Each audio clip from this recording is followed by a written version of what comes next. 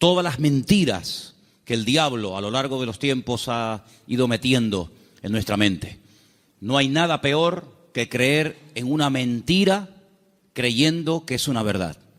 De hecho, pusimos el ejemplo la semana pasada de personas que incluso han dado y siguen dando la vida por auténticas mentiras, pero ellos creen que son verdades y ya digo, están dispuestos incluso a dar su vida por dichas mentiras.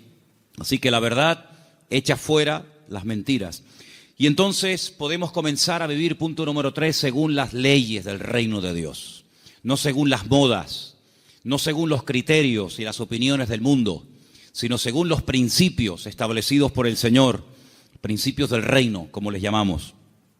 A continuación, podemos comenzar a experimentar paz en nuestra vida. No hay paz si no estamos en la verdad. No hay una verdadera libertad, ni hay una seguridad y una estabilidad en nuestra vida, a menos que la verdad sea la base y el fundamento de nuestra existencia. Y finalmente, dijimos que la verdad fortalece el espíritu, la mente, y también, como no, le hace un favor muy grande al cuerpo. Y finalmente terminamos compartiendo 3 grandes verdades. Yo no sé cuántos de ustedes se acuerdan, pero yo dije que una de las verdades que quería compartir el domingo pasado es que la verdad se puede conocer, la verdad se puede experimentar, porque la verdad tiene nombre, y el nombre de la verdad es Jesús. Jesús dijo: yo soy el camino, yo soy la verdad y yo soy la vida. Y si eso es verdad, y vimos que la segunda verdad es que Él volverá, y la tercera verdad dijimos que Dios no miente, basándonos en el texto del libro de Números, capítulo 23, verso 19. Dios no es hijo de hombre para que mienta. Lo que Dios ha prometido, y todo lo que Dios ha prometido es verdad, se va a cumplir. No es una especie de trampa, una especie de truco donde dice, bueno, te prometo esto, pero a la hora de la verdad no es verdad, no es así. Dios lo que promete, lo cumple, porque Dios es un Dios de verdad. ¿Cuántos dicen amén? Quiero llevarles al Salmo 139, porque en esta tarde vamos a compartir, vamos a meditar sobre 3 verdades más. Y la primera está basada en el Salmo 139, a partir del versículo 7. Es un salmo muy interesante, porque encontramos en él 3 atributos que son única y exclusivamente de Dios. No son atributos ni características del ser humano. Estas 3 cualidades o características solamente las tiene Dios. Y en este Salmo 139 aparecen estas 3. Hay salmos que aparece una, en otros salmos aparecen 2, pero en este casualmente, el Salmo 139, podemos encontrar la omnisciencia de Dios. Es decir, Dios todo lo sabe, todo lo conoce, pasado, presente, futuro, Dios lo sabe perfectamente. Y eso lo encontramos en este salmo. Encontramos la omnipresencia de Dios, es decir, Dios está en todas las partes al mismo tiempo. No significa que si está en un lugar se ausenta de otro, sino que la presencia de Dios lo abarca todo. Él está en todas partes, que no es lo mismo que decir en todas las cosas. Eso sería una aberración, decir que Dios está en las cosas. Dios está en todas partes, pero Dios no está en las cosas. Porque si estuviera en las cosas, pues creeríamos en el panteísmo, de tal manera que gente se puede acercar a Dios a través de una oración a un árbol, otros a una estrella, otros a la tierra, etcétera, etcétera. Dios está en todas partes, pero no significa que esté en las cosas, de una forma visible, ¿no? Y finalmente, la omnipotencia de Dios. Dios no tiene ningún tipo de limitaciones, ni de espacio, ni de tiempo. Por eso encontramos a Dios con una definición muy breve, pero muy profunda. Es la profundidad de la sencillez de Dios. Que Dios es espíritu. No lo limita el tiempo, no envejece, no caduca. La Biblia ha sido escrita en un lenguaje humano, donde aparecen muchas figuras retóricas para explicar lo que Dios es y lo que Dios hace. Y hay una figura muy común en la Biblia que se llama antropomorfismos, y es utilizar elementos del cuerpo humano para hablar de aspectos o características de Dios. La Biblia dice o habla del brazo del Señor, sobre quién ha creído nuestro anuncio y sobre quién se ha manifestado el brazo del Señor. La Biblia habla de los ojos de Dios, la Biblia habla de la mano de Dios, pero son simplemente eso, antropomorfismos, es utilizar un lenguaje conocido, un lenguaje humano, ¿verdad?, distintas partes del cuerpo, para describir la naturaleza de Dios en la vida de su creación, en la vida de los seres humanos. Hemos oído a veces escuchar como que la naturaleza tiene el libre albedrío de hacer cuanto quiera, y no es verdad. Las leyes de la naturaleza las estableció Dios desde el principio de los tiempos. Fíjense qué curioso que todas las leyes que el hombre ha ido descubriendo con el paso del tiempo son leyes que estaban ocultas a los ojos del hombre. El hombre no las ha inventado, simplemente las ha descubierto, ¿verdad? Pero son leyes que Dios estableció desde el principio de los tiempos. Y uno de los libros más profundos de la Biblia, que es el libro de Job, encontramos el peso de la tierra, encontramos los nombres de algunas constelaciones y estrellas, encontramos cómo el viento pesa, ¿verdad? Cosa que no se descubrió hasta muchos siglos después, y encontramos muchas cosas muy interesantes acerca de las leyes de la creación. Alguien dijo que lo creado es una manifestación de las ideas y de la voluntad de Dios hechas realidad, ¿vale? Dios hablaba y su palabra se materializaba. Poder que no transfirió al hombre, imagínense. Es un poder simplemente, o es un poder que solamente se limita a él. Dios habla y lo que Dios ordena se materializa, se cristaliza, ¿sí? Sea la luz o sea cualquier otro elemento. Ahora, en el Salmo 139 vemos estos tres atributos de Dios, repito, omnisciencia, omnipresencia y omnipotencia. Y a partir del versículo 7, el salmista se hace una serie de preguntas muy interesantes, pero las hace en forma de sorpresa. Aquí dice: ¿a dónde me iré de tu espíritu? ¿A dónde huiré de tu presencia? Si subiere a los cielos, allí estás tú. Si en el Seol hiciere mi estrado, he aquí, allí tú estás.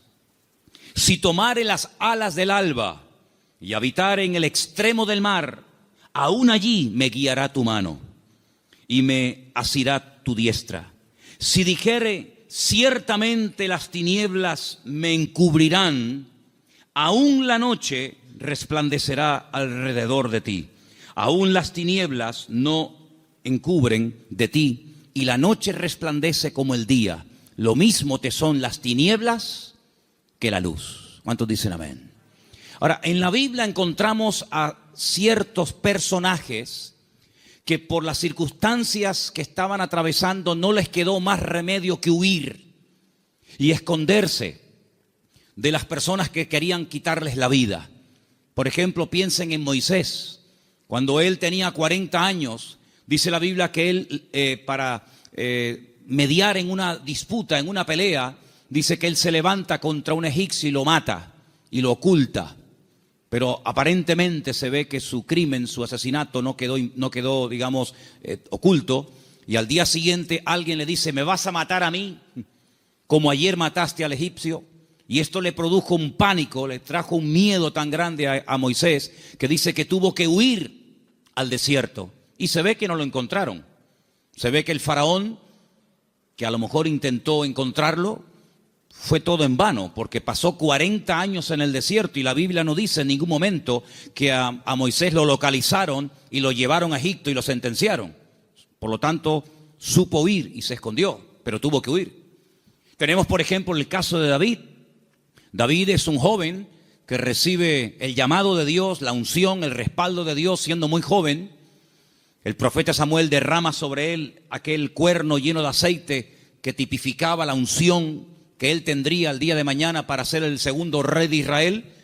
Y dice la Biblia que durante muchos años, David tuvo que huir y tuvo que escaparse y esconderse, porque Saúl estaba obsesionado con quitarle la vida, y se ve que lo hizo bien. Por supuesto, la bendición de Dios también estaba con él, porque Saúl nunca lo encontró, a pesar de que muchas veces estuvo muy cerca de echarle mano, incluso hasta de quitarle la vida.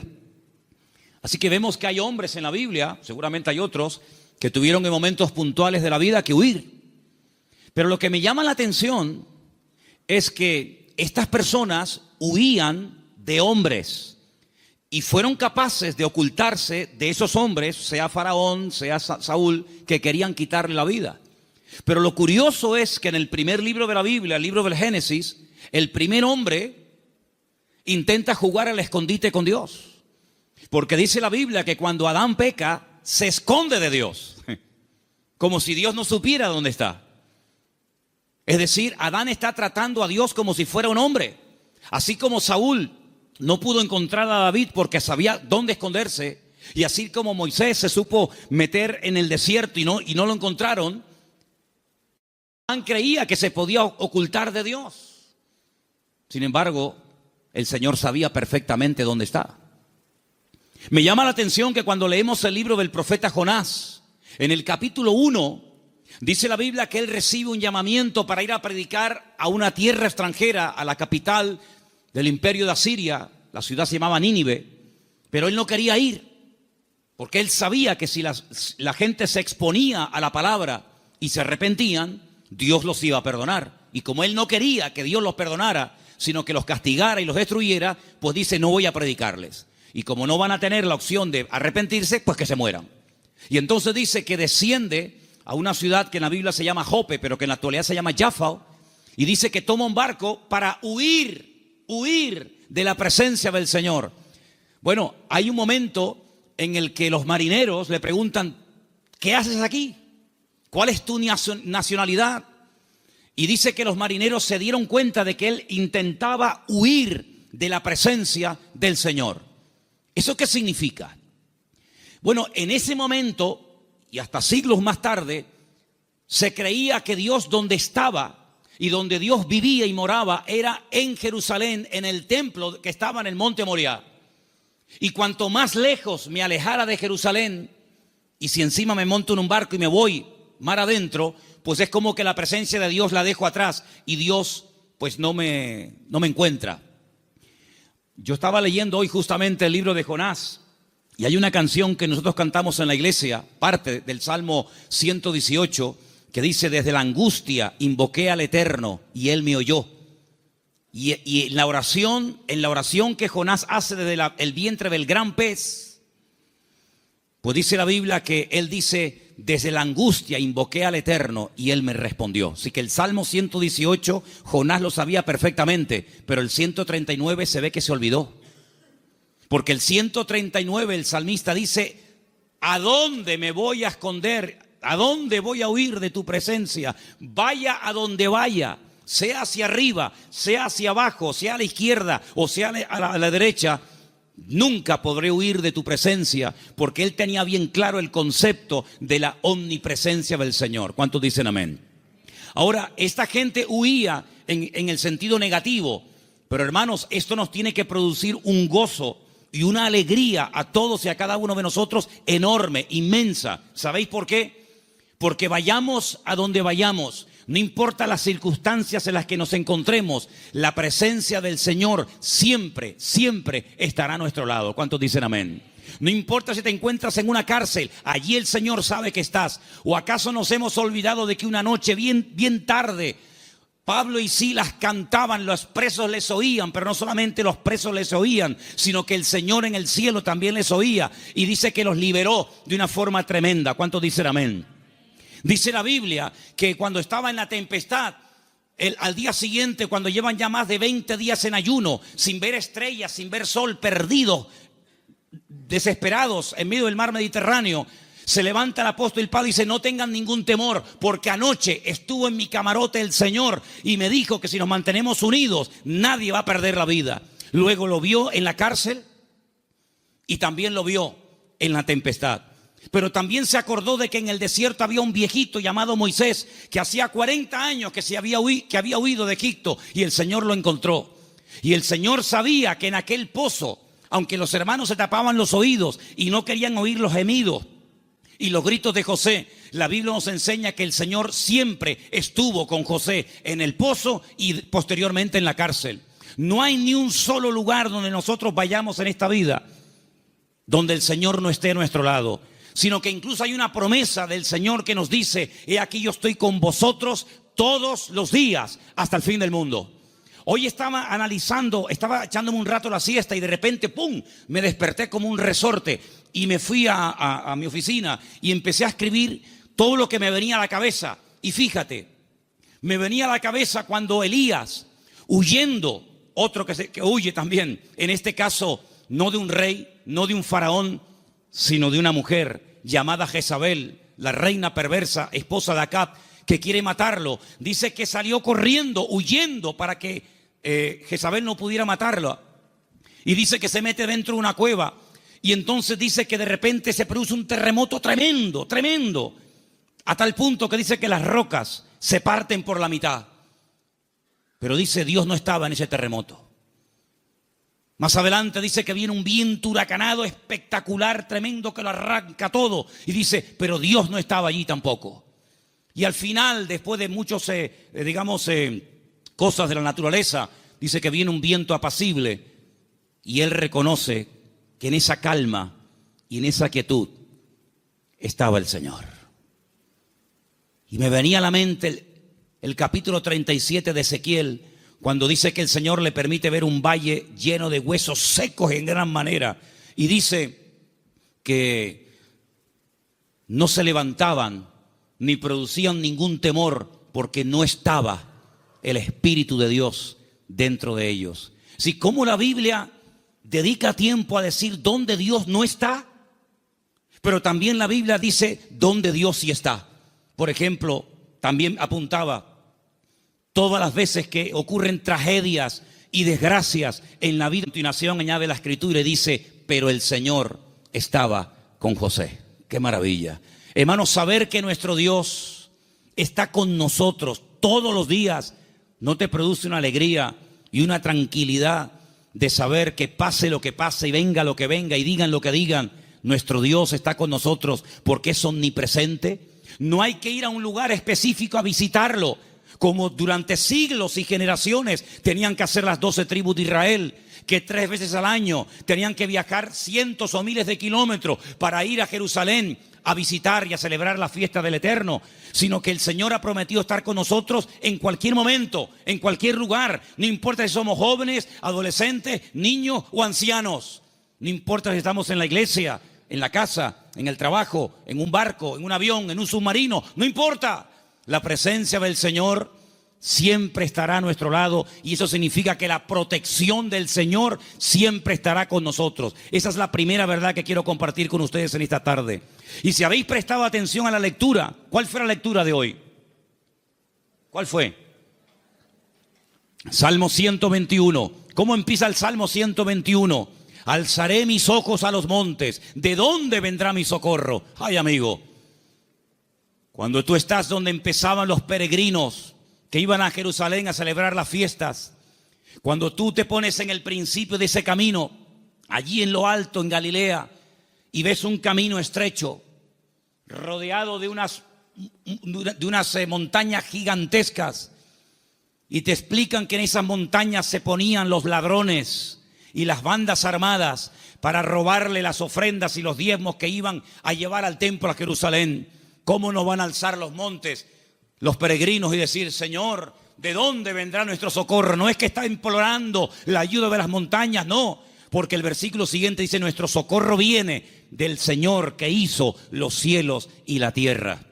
No dará tu pie resbaladero, ni se dormirá el que te guarda. Él guardará tu salida y tu entrada desde ahora y para siempre. ¿Cuántos dicen amén? Hermanos, en estos tiempos en los que estamos viviendo, es importante que nos recordemos cada día el Señor, la presencia del Señor, la cobertura del Señor está a mi lado. ¿Cuántos dicen amén? Dile que está a tu lado, el Señor está con nosotros porque es un Dios fiel. Aleluya. Esa es la primera verdad que tenemos que tener presente en nuestra vida. Primera de Juan 5:18, primer versículo que nos van a leer en esta tarde. Primera de Juan, capítulo 5, verso 18. Presten atención, por favor. Sabemos que todo aquel que ha nacido de Dios no practica el pecado, pues aquel que fue engendrado por Dios le guarda, y el maligno no le toca. El maligno, la promesa que dice, el maligno no le toca. ¿A quién no le toca? Al Hijo de Dios. ¿Y por qué no le toca? Porque está protegido. ¿Por quién? Por aquel que lo engendró. Nuestro Dios no solamente está, sino que está para defendernos, está para guiarnos, está para bendecirnos. No está dormido y hay que despertarlo, como en algún momento el profeta Elías les decía a los profetas de Baal: griten, griten, levanten la voz. Tal vez vuestro Dios está de camino, o está dormido, o cansado, se ha ido de viaje, sino que nuestro Dios está a nuestro lado, pero no de una forma pasiva, indiferente, sino que está a nuestro lado para pelear nuestras batallas y defendernos. ¿Cuántas veces hemos mencionado el pasaje de cuando el profeta Eliseo, no Elías, Eliseo, se encuentra rodeado de enemigos y su criado Giesi se lo comenta y le dice: estamos rodeados, nos van a matar? Y el profeta Eliseo ora para que el Señor le abra los ojos espirituales a su criado incrédulo Giesi, porque le dice: más son los que están con nosotros que los que vienen contra nosotros. Y entonces él pudo ver por los ojos de la fe cómo la presencia del Señor estaba alrededor de aquella casa, y aquellos que venían a matarlos al final quedan ciegos y ellos los tienen que guiar hasta salir de la ciudad. Hermanos, ese es nuestro Dios, un Dios que ha prometido estar con nosotros todos los días. Estemos también nosotros con Él todos los días. ¿Cuántos dicen amén? Segunda y gran verdad que quiero compartir en esta tarde: el poder inmenso, ilimitado del nombre del Señor Jesucristo. Marcos, capítulo 16, versículo 17 al 18. Presten atención, por favor. Y estas señales seguirán a los que creen. En mi nombre echarán fuera demonios, hablarán nuevas lenguas, tomarán en las manos serpientes, y si bebieren cosa mortífera no les hará daño. Sobre los enfermos pondrán sus manos y sanarán. Todo cuanto se menciona ahí con una connotación milagrosa, echar fuera demonios, hablar lenguas, orar por los enfermos, etcétera, etcétera, todo va precedido por el nombre de Cristo. En mi nombre, en mi nombre, en mi nombre. El Señor Jesucristo nos enseña en la palabra que cuando oramos los creyentes tenemos que orar en su nombre. Firme la oración. No oramos en nuestro nombre. No nos acercamos a Dios con nuestros méritos, sino que oramos en el nombre del Señor Jesucristo. Y en el libro de Filipenses, el capítulo 2, nos da una pincelada, una explicación del poder tremendo de ese nombre. Presten atención. Después de humillarse, después de despojarse de toda su gloria y dignidad, después de haberse hecho siervo y estando en la condición de hombre, se humilla hasta lo sumo y muere de una forma terrible, como era la muerte de cruz, y haciéndose obediente hasta la muerte. A continuación de eso dice: por lo cual Dios lo exaltó hasta lo sumo, a lo máximo, y le dio un nombre sobre todo nombre. Y ahora escucha versículo 10: para que en el nombre de Jesús se doble toda rodilla de los que están en los cielos, en la tierra y debajo de la tierra, y toda lengua confiese que Jesucristo es el Señor, para gloria de Dios Padre. El poder del nombre de Cristo, no somos conscientes de lo poderoso que es mencionar ese nombre. Los demonios huyen y tiemblan cuando se menciona el nombre de Jesucristo. Es un nombre de poder, es un nombre de autoridad. No hay nada ni nadie que se resista al poder del nombre de Cristo. Una vez escuché a un predicador que vino a Las Palmas hace muchos años. Había sido misionero en África. Y un día no se le ocurre otra cosa más que ir a una tribu de caníbales.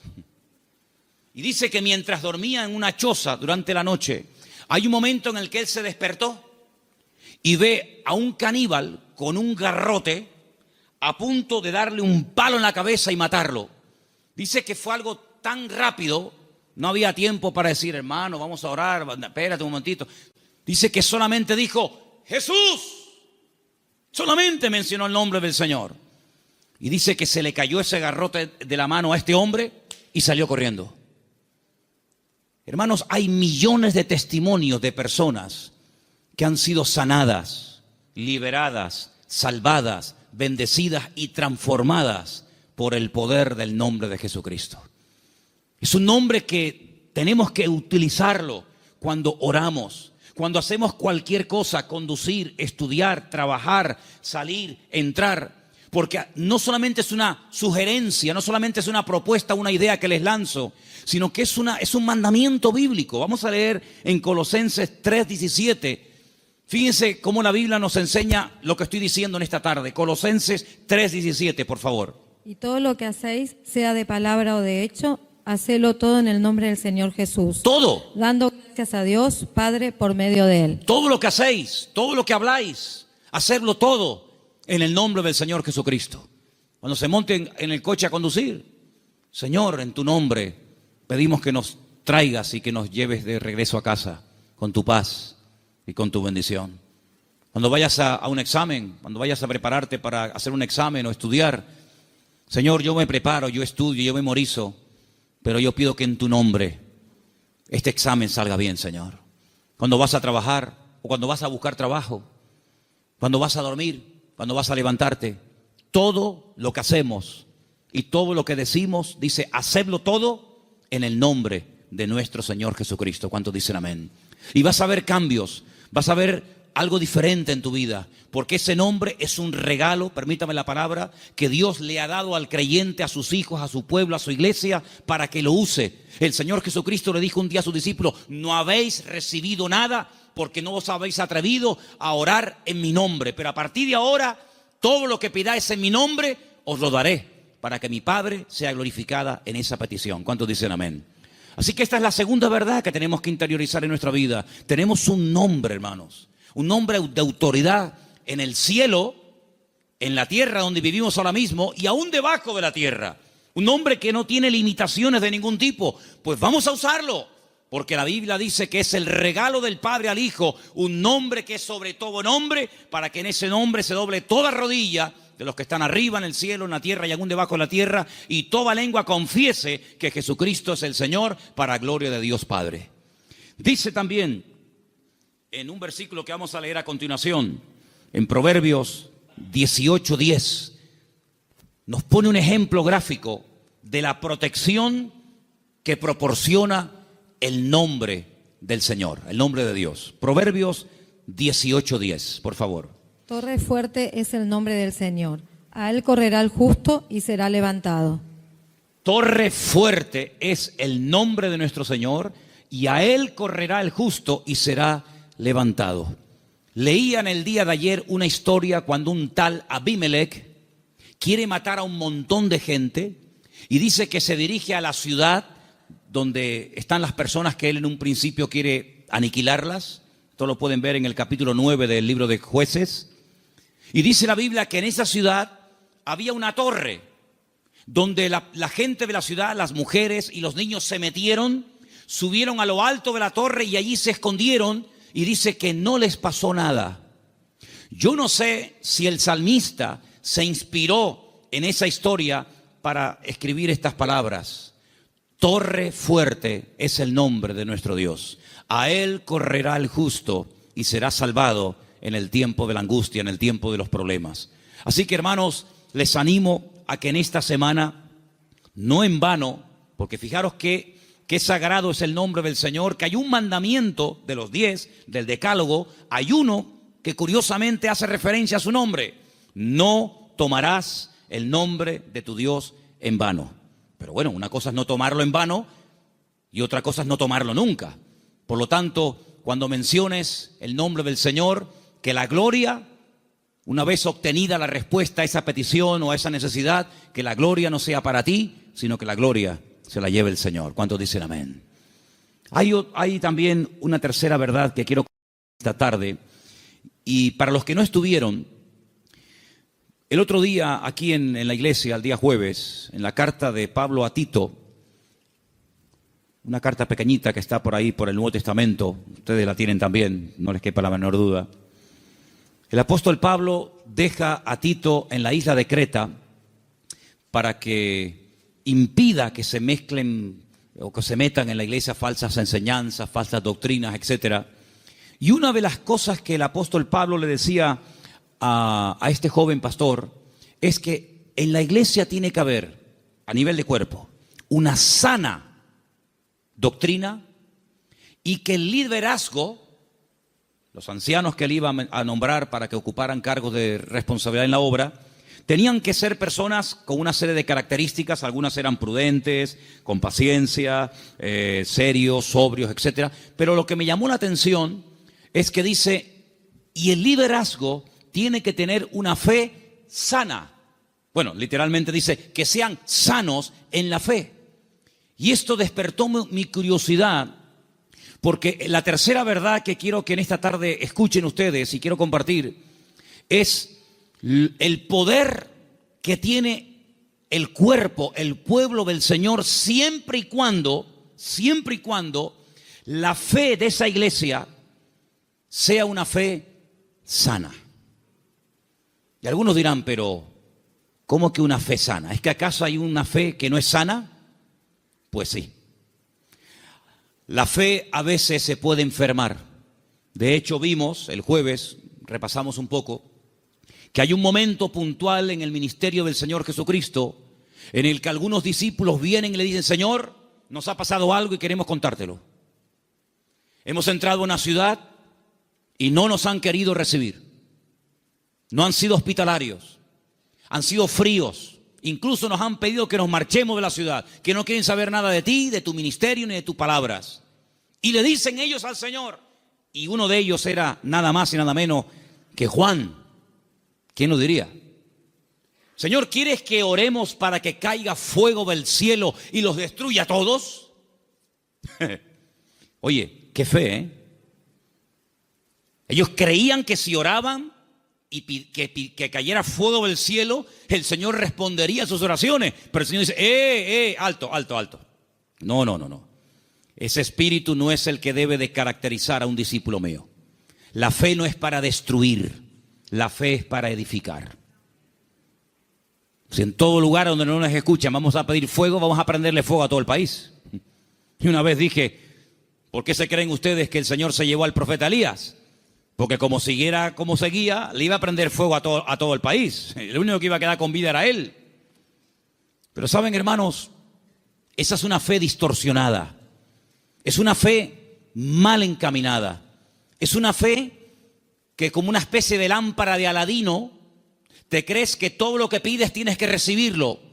Y no está basada en la razón, no está basada en la palabra, en el sentido común, sino está basada en una emoción, en un rechazo que sientes hacia una gente que no te ha querido escuchar. Y es una fe que no tiene nada que ver con una fe sana, que es la fe que tiene que tener el creyente. Es una fe totalmente distorsionada, una fe que no es la que yo quiero que ustedes tengan. Luego Pablo también hablaba de que había gente que tenía fe fingida. Fe fingida. Y Pablo dice a Timoteo, yo doy gracias a Dios que la fe que tú tienes no es fingida. Porque la fe que tú tienes primeramente la tuvo tu abuela y después se la traspasó a tu madre y ahora la tienes tú. Y dijimos que esa fe no fingida tiene que ver con una fe sincera, sin mezcla, sin hipocresía. Otra versión dice sin engaño, sin máscara. Hablamos también acerca de que hay fe, hay gente que tiene fe, pero es una fe muerta. Tienen fe, pero está muerta. ¿Y cuál es la fe muerta? La que no produce obras.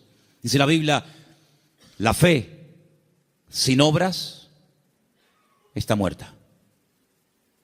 Por lo tanto, cuando vamos a este tercer punto y hablamos acerca de la protección sobrenatural que hay sobre nuestra vida y de lo indestructible que es el pueblo del Señor, para que eso se dé, tiene que haber una fe sana entre nosotros. No una fe rara, distorsionada, enferma, sino una fe puesta en las promesas y en la palabra de nuestro Dios. ¿Cuántos dicen amén? Y entonces esa fe va a traer estabilidad. Esa fe va a traer una revelación del verdadero Dios al cual tenemos que honrar, adorar y servir. Porque yo creo con todo mi corazón que la forma como oramos, la forma como nos planteamos nuestro estilo de vida, las decisiones que tomamos o no, es decir, todo lo que hacemos en la vida como creyentes, gira en torno al concepto que tenemos de nuestro Dios. Es decir, si nuestro concepto de Dios está equivocado, por mucha fe que tengamos, no estamos actuando correctamente. Y volvemos al principio del mensaje de hoy. Jonás creía que había lugares donde se podía esconder de Dios y Dios no encontrarlo. Dice que él huía de la presencia de Dios, huía del llamado de Dios, de la responsabilidad. ¿Por qué? Porque no quería cumplir con el llamado de Dios. Y hace exactamente lo mismo que hizo Adán en el jardín del Edén: huir, esconderse de Dios. Y él creía que uno se podía esconder de Dios. Y él actuaba en base a esa creencia equivocada. Por lo tanto, es muy importante que nosotros nos preguntemos de vez en cuando, a la luz de las Escrituras, si la forma como yo estoy orando y pidiendo las cosas, si la forma como yo estoy viviendo mi relación con el Señor es una relación basada en una fe sana o en ideas distorsionadas y equivocadas. Porque hay personas que se imaginan que Dios, como acabo de decir, es esa especie de lámpara de Aladino que frotamos y Dios tiene que estar a mi servicio las 24 horas del día y Dios tiene que complacerme en todo lo que le pido y en todo lo que quiero. Y no es así. Hay momentos en los que puedes tener una fe tremenda y Dios decir a tu oración: no. Puede ser que tengas una sinceridad y un deseo tremendo de hacer algo para el Señor, genuino, bíblico, correcto, pero a ti no te corresponde hacer esa operación, hacer ese trabajo. Como por ejemplo el rey David, que quería construirle una casa a Dios. Y Dios le dijo: tú no la vas a edificar, la edificará la siguiente generación en la persona de tu hijo Salomón. Hay momentos en los que el mismo apóstol Pablo quería ir a ciudades a predicar el evangelio. ¿Será bíblico predicar la palabra? Por supuesto. Es un mandato del Señor, claro, ir por todo el mundo y predicar el evangelio. Pero también hay que decirlo que hay momentos en los que el Pablo quería ir a ciertos lugares a compartir y el Señor le decía: no, ahí no, en Bitinia no. Bueno, pues me voy a Misia. No, ahí tampoco. Y uno dice: pero Señor, ¿no es tu voluntad ir a predicar a todas partes tu palabra? Sí, pero cada sitio y cada persona tiene su momento y tiene su lugar. Y ahora no es el momento de ir aquí, ahora es el momento de ir allá. Y Pablo, que era sensible a la voz del Espíritu, Pablo, que era una persona que se dejaba tratar y moldear, pues no era un niño caprichoso con la pataleta que cuando no le das la chupeta se pone a montarte un lío tremendo, sino que decía: bueno, pues si no es por aquí, será por allá. En otras palabras, no se venía abajo, no se derrumbaba, no se desanimaba, sino que él seguía probando, hasta que al final encontró el lugar idóneo donde el Señor quería llevarlo y usarlo. Por lo tanto, es muy importante que la iglesia interiorice esta verdad. El Señor nos quiere usar. Tenemos que cumplir con nuestras responsabilidades. Por supuesto que sí. Pero ¿estaré yo preparado para eso que quiero hacer? La Biblia nos enseña que cuando José era un joven, ya él sabía lo que Dios quería hacer con su vida. Yo creo que pecó un poco de imprudente. Abrió su corazón a sus hermanos. Tal vez lo mejor hubiera sido abrírselo solamente a su padre. Pero él le abrió su corazón a sus hermanos, le contó los sueños que había tenido y se buscó la ruina de su vida. Bueno, después al final, lógicamente, sabemos que el Señor utilizó todo aquello y lo convirtió en algo positivo, ya lo sabemos. Pero hermanos, él tuvo que esperar desde el momento que recibe la revelación de la voluntad de Dios para su vida, hasta que él ve que eso se cumple, pasaron muchos años, pasó mucho tiempo. ¿Por qué? Porque el Señor tenía que tratarlo, y tenía que prepararlo, y tenía que capacitarlo. Y lo tuvo que hacer pasar por situaciones terribles, pero en todas y en cada una de ellas aprendió lecciones que lo marcaron para toda la vida. Y cuando llegó el momento, el Señor lo levantó y el Señor lo utilizó. Por eso, amados hermanos, ¿en qué momento, en qué etapa del camino te encuentras? Sin embargo, cuando le escribe el apóstol Pablo a Timoteo, le dice: Timoteo, Dios no nos ha dado espíritu de cobardía. Probablemente estaba pasando por un momento de temor, frente a semejante responsabilidad. Pablo dice, Dios no nos ha dado espíritu de cobardía y no te tienes por qué avergonzar de mis cadenas. Cuando te pregunten dónde está tu apóstol Pablo, dónde está el fundador de la iglesia, no te avergüences de mis cadenas, da testimonio de ellas. Y te recuerdo que tienes que cumplir con tu ministerio. Y te recuerdo que tienes que predicar la palabra a tiempo y fuera de tiempo. Y te recuerdo que tienes que cuidar tu salud. Y te recuerdo que no le des lugar a los comentarios de la gente que te menosprecian por la edad que tienes, etcétera, etcétera, etcétera. En otras palabras, ¿por qué Él exige que sufra? Sufre, pelea, predica, con ganas y sin ganas, a tiempo y fuera de tiempo. ¿Por qué? Porque sabe que está en una etapa de la vida en la que a Él se le puede exigir, pero a otras personas Pablo no les exigía tanto. ¿Por qué? Porque no habían llegado al nivel y a la madurez que Pablo entendía que Timoteo ya tenía. Por lo tanto, en base a tu conocimiento, en base a tu madurez, en base al desarrollo que tú tienes en el Señor, se te exigirá más o se te exigirá menos. Pero todo creyente que forme parte del cuerpo de Cristo, el cual llamamos iglesia, tiene que asumir las responsabilidades que le corresponda. Y yo, por ejemplo, en esta tarde, tengo aquí una pequeña lista de cosas en las cuales todos sí podemos, a pesar de que lleven poco tiempo o mucho tiempo, todos sí podemos cumplir con ellas. Por ejemplo, con la puntualidad. Yo doy gracias al Señor de que en esta iglesia, salvo raras excepciones, siempre se empiezan los cultos a su hora. ¿Sí o no? ¿No? ¿Dicen que no? Hemos estado en algunas iglesias donde el culto se ha empezado media hora tarde. Y durante la predicación aún sigue entrando gente.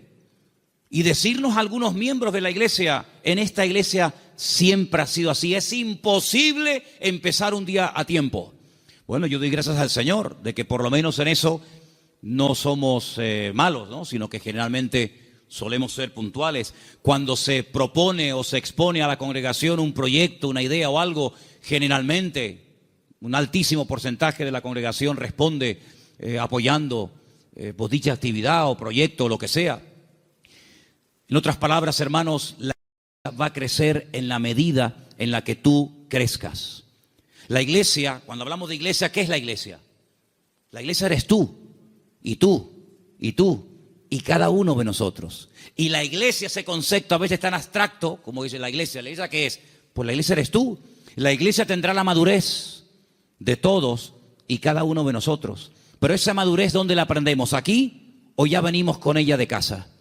Después del culto hoy, queremos reunirnos unos poquitos minutos con los padres de los chicos que en este momento, ahora mismo, están en la escuela dominical. ¿Por qué? Porque una de las cosas que tenemos que entender es que la iglesia, por ejemplo, los domingos, la escuela dominical, es un refuerzo a lo que teóricamente los niños ya aprenden de sus respectivos padres en el hogar. ¿Cuántos dicen amén?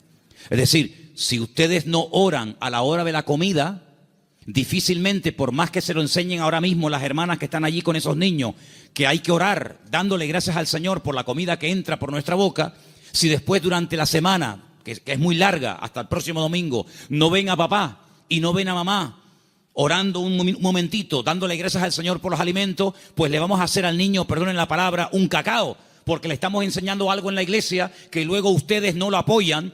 Es decir, que lo que aprendan aquí, luego vean la práctica en el hogar. ¿Cuántos dicen amén?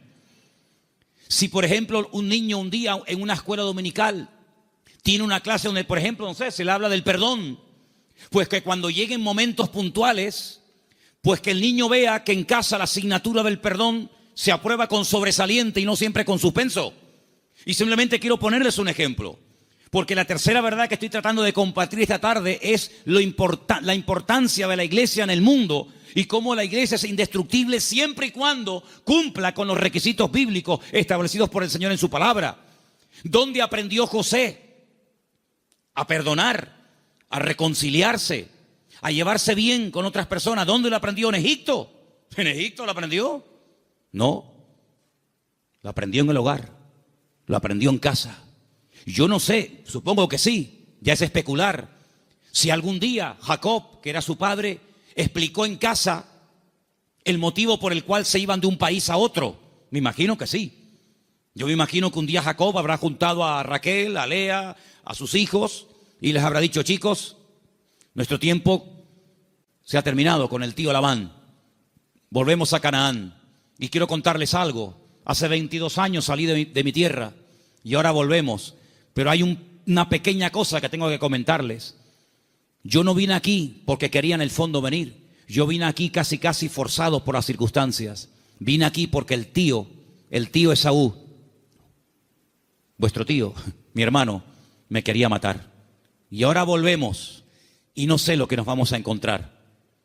La Biblia dice que él toma una serie de medidas, muy particulares, por cierto. Fue haciendo diferentes grupos, a las que menos amaba o con las que menos tenía, no sé, feeling, las fue poniendo por delante y él, lógicamente, se quedó atrás, con la que él realmente quería y con sus hijos. Y le llega la noticia de que el tío Esaú viene con 400 hombres armados, hasta los dientes. Y entonces él se va a la montaña a orar. Y es allí cuando tiene un encuentro con el Señor que lo cambió para toda la vida. Y es allí donde pelea con un ángel. Y dice la Biblia que allí donde Dios le cambia el nombre de Jacob por Israel.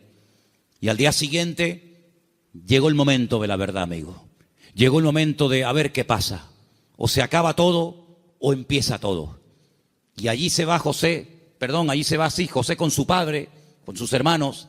Y allí dice la Biblia que Jacob y Esaú se abrazaron, se perdonaron, se reconciliaron y todo se solucionó. Y allí estaba José, la primera vez en su vida que veía al tito Esaú, la primera vez en su vida que veía algo tan impactante que sin lugar a dudas lo marcó, porque esa reconciliación entre el tío y su papá lo marcó de tal manera que años más tarde, cuando él es vendido por sus propios hermanos, cuando él se da a conocer a ellos y les revela su identidad y les dice: yo soy José, no tiene ni la más mínima gota de rencor, de remordimiento en su corazón, porque él aprendió de una forma objetiva lo que era el perdón y la reconciliación en su familia. ¿Y qué es lo que hace? Él después proyecta en los demás lo que en el hogar aprendió de una forma práctica. Por eso, amados hermanos, es muy importante que lo que ustedes aprenden en los cultos, lo que los niños aprenden en la escuela dominical, luego durante la semana se van a presentar muchas oportunidades para orar, para pedir perdón, para saber cómo reaccionar ante una situación. Y entonces ahí donde tenemos que trabajar en equipo, porque la iglesia que entiende que no somos solamente iglesia cuando nos reunimos aquí en Garcilaso de la Vega, número 13, y cuando apagamos la luz y arrancamos los coches y cada uno se va a su casa, dejamos de ser iglesia. No, seguimos siendo iglesia. Seguimos siendo iglesia. No en un lugar físico como este. La iglesia ahora se divide para multiplicar. La iglesia que se divide dentro es una ruina.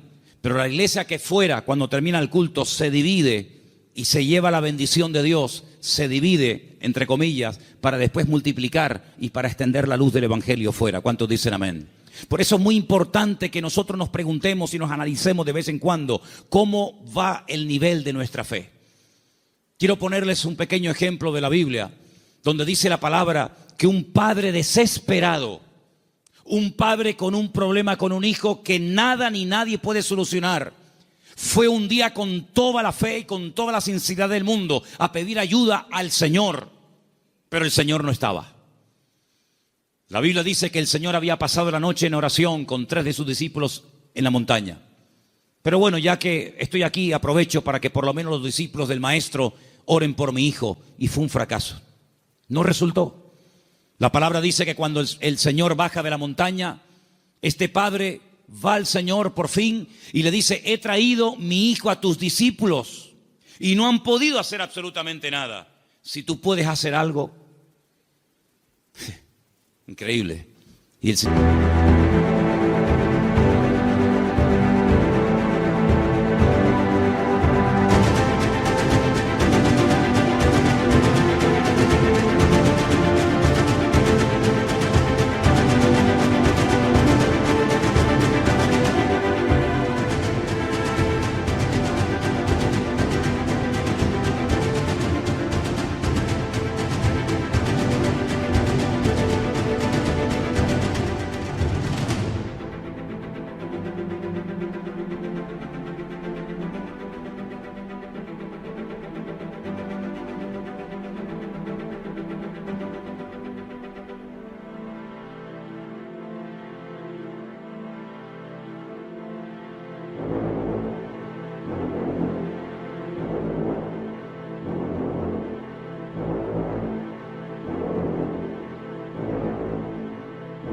El Señor le dice, si tú puedes creer más bien. Y es cuando pide ayuda, Señor, ayuda a mi incredulidad. Menguó en la fe. En unas horas, la fe pasó de creer que mi hijo tiene remedio a decir, si puedes hacer algo. Eso no es una fe sana. La fe sana es la que aguanta la prueba. La fe sana es la que se extiende. La fe sana es la que sabe reaccionar cuando dice el Señor no. Porque cuando dice el Señor sí, la fe se amolda y se adapta muy bien. Pero cuando el Señor dice no, es donde verdaderamente se prueba la fe. Por eso dije el jueves, y quiero volver a repetirlo porque para mí fue algo muy importante. Y es que una fe que no va acompañada de paciencia se convierte en tormento. Por eso hay gente que dice, yo he orado, y como tú dices, Manolo, en el nombre de Cristo, y tengo fe, y lo creo, y además creo que es bíblico lo que estoy pidiendo, pero Dios no me responde. Pero es que la fe sin paciencia se puede llegar a convertir en un tormento. Por eso una fe sana es la fe que va acompañada de paciencia. Y de ahí que el salmista diga, y volvemos a mensajes de la semana pasada, encomienda al Señor tu camino, confía en Él y Él hará cuando lo crea oportuno. ¿Cuántos dicen amén? Por eso la iglesia, claro que es indestructible. Hay promesas que las puertas del infierno no prevalecerán contra el pueblo de Dios. Pero siempre y cuando el pueblo de Dios se mantenga alineado y siempre y cuando el pueblo del Señor tenga ese mismo sentir. Permítame llevarles al libro de Filipenses, por favor. En la carta del apóstol Pablo a los Filipenses, y mientras la buscan, decirles, amados hermanos, que esta carta se escribió desde la cárcel en Roma. En el capítulo 4 de la carta de Pablo a los Filipenses, ustedes van a encontrar que el apóstol Pablo está hablando de gozo, de regocijarse. Y uno dice, pero ¿cómo es posible que en semejantes circunstancias el apóstol Pablo escriba una carta cuya palabra más repetitiva es la palabra gozo y alegría? Bueno, pues porque el gozo del creyente, la estabilidad del creyente, no depende de si está en libertad o privado de libertad, sino depende de una fe sana depositada en los brazos del Señor. Pero en medio de la carta, cuando él está explayándose, dando unas explicaciones extraordinarias sobre todo esto, llegamos al versículo 2, Filipenses 4:2, donde él hace un ruego, una tarea que les pongo. Escriban en un papel todas las veces que Pablo le rogó a alguien algo. No lo hace mucho, pero aquí tienen un ejemplo. Este no vale, tienen que buscar otro. Le ruega a Evodia y a Síntique que sean ¿qué? De un mismo sentir en el Señor. Evodia y Síntique eran unas hermanas de esta congregación, eran creyentes, fieles asistentes a la congregación, que no les está haciendo un llamado para que acepten al Señor en su vida y se conviertan. No, ya son creyentes, son hermanas de la congregación, pero entre ellas hay algo. No son de un mismo sentir. Algo pasó entre estas hermanas que a Pablo le perturba.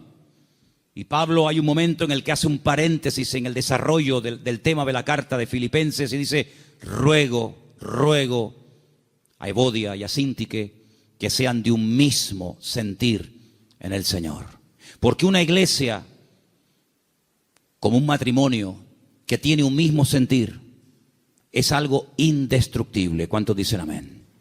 Pero una iglesia donde uno dice arriba y otro dice abajo, uno dice a un lado y otro dice a otro, donde uno dice no, oremos, otro, no, ayunemos, no, discipulemos, no, evangelicemos, salgamos, no, quedemos, no. Difícilmente esa iglesia puede ser una iglesia bendecida y una iglesia que impacte a la gente que lo rodea. Pero cuando hay un mismo sentir en el Señor, cuando el capitán de la nave es el Espíritu de Dios y la cabeza de la iglesia es el Señor Jesucristo, esa iglesia puede avanzar, esa iglesia puede ser una bendición y esa iglesia es un botón, un punto de referencia en el mundo espiritual de algo que el Señor está haciendo en este lugar. Porque permítame decirle que una de las grandes enseñanzas del apóstol Pablo, y esto tiene una profundidad tremenda, inmensa, Es que dice que la iglesia no solamente puede tener un impacto a nivel de sociedad, como evidentemente lo tiene con los vecinos, con los familiares, con los que vienen, etcétera, sino que dice el apóstol Pablo, es una enseñanza muy profunda que comparte con los efesios, es que la iglesia, según cómo se comporte, según cómo actúen sus miembros, según cómo se relacionen unos con otros, tiene también un impacto en el mundo espiritual, ante los principados y ante las potestades. Y uno dice, ¿pero cómo puede ser eso? Claro que sí. La iglesia puede llegar a ser un freno. La iglesia puede llegar a ser una luz. La iglesia puede incluso impedirle al enemigo que campe a sus anchas y que haga lo que le dé la gana. Porque la iglesia es un freno en el mundo espiritual que el diablo reconoce perfectamente. ¿O se creen ustedes que el diablo no sabe que tú eres un hijo de Dios? ¿Se creen ustedes que el diablo no nos ve a nosotros? ¿Se creen ustedes que los demonios no nos observan cada día cómo hablamos, cómo oramos o cómo no oramos, cómo entramos, cómo salimos? Claro que lo ven. Había una vez unos jóvenes que querían echar fuera un demonio de un hombre y cuando fueron a orar por él no se les ocurre otra cosa. Qué listos y qué tontos al mismo tiempo. Querían echar fuera los demonios en el nombre del Cristo que predica Pablo. Y los demonios le respondieron y les dijeron a los 7 hijos de Seba, así se llamaba el padre de estos muchachos: conocemos a Pablo y conocemos al Cristo que predica Pablo, pero a vosotros no os conocemos absolutamente de nada. Así que el diablo sabe dónde vivimos, sabe nuestra identidad, sabe nuestro nivel de madurez, sabe nuestro nivel de santidad con el Señor, sabe hasta dónde puede llegar, porque como dije al principio, hay una protección, una cobertura sobrenatural 24 horas al día sobre la vida de la iglesia, sobre la vida de cada uno de sus hijos. Pero a veces nosotros podemos abrir rendijas, a veces nosotros incluso hasta le damos ideas al enemigo. Por eso dice Pablo, no le deis lugar al diablo. No le des lugar al diablo en tu casa. Si hay algo por donde está colando el enemigo, sé sabio y quítalo, elimínalo. Si hay algo en tu vida que produce que entres en un picado, en un enfriamiento, en un apartamiento de la palabra y del Señor, aléjalo de tu vida. Rodéate de gente espiritual. Lee libros que te edifiquen y no que te destruyan y te confundan más. Acércate a la palabra del Señor, busca al Señor.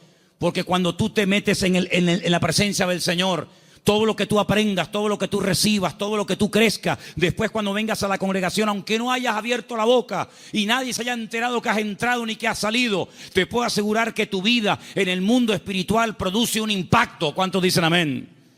Y podemos tener el enemigo a raya simplemente con nuestra presencia. Por eso, amados hermanos, estas 3 verdades: la protección y la presencia del Señor permanente sobre nuestra vida, el poder y la autoridad del nombre de Jesucristo, y la responsabilidad y el privilegio de formar parte del pueblo del Señor, que ¿saben cómo lo define el Señor? ¿Saben cómo nos define nosotros el Señor? Real sacerdocio, nación santa, pueblo adquirido por Dios, para que anunciemos las virtudes de aquel que nos llamó de las tinieblas a su luz admirable.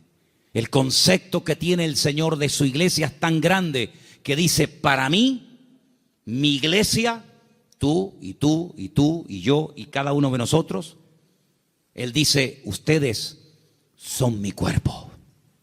Yo soy vuestra cabeza, pero vosotros sois mi cuerpo en la tierra. Somos los ojos, las manos, la boca de Cristo en esta sociedad donde Él nos ha puesto. Y amados, yo les digo algo, lo dije la semana pasada y lo quiero repetir ahora. El mundo está cambiando tan rápidamente que las iglesias van a ser lugares donde mucha gente desesperada, vacía, confundida,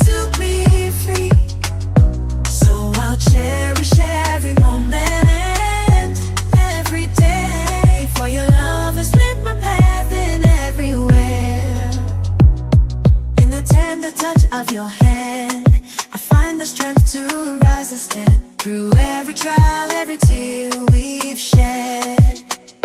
Your love's been the shelter where I find my bed. For your love's been my anchor in life's stormy seas, a beacon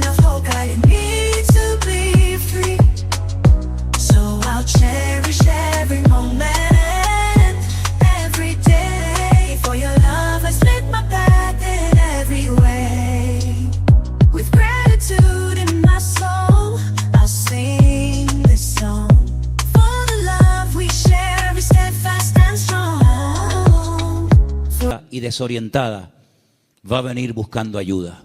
Porque miles de personas en su desesperación, en la pérdida de su trabajo, de salud, de marido, de familia, etcétera, ¿a dónde fueron? ¿A quién recurrieron? ¿A quién les pagaron?